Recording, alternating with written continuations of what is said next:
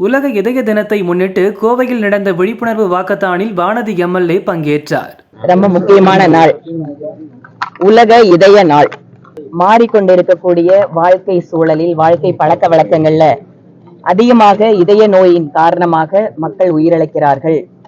இந்த இதயத்தை பாதுகாப்பாகவும் ஆரோக்கியமாகவும் வைக்கிறதுக்காக நிறைய பழக்க வழக்கங்களை டாக்டர்ஸ் அட்வைஸ் பண்றாங்க.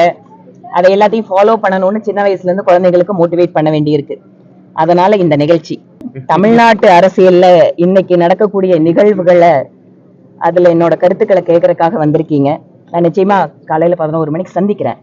ஆனா அதுக்கு முன்னால தமிழ்நாட்டு அரசியல்ல வாரிசு அரசியலையும் ஊழல் அரசியலையும் தாங்க வேண்டும் என்றால் இதயத்தை பலமாக வச்சிருக்கணுங்கிறதுக்காக காலையில இதயத்துக்காக இந்த நிகழ்ச்சியில கலந்திருக்கேன்.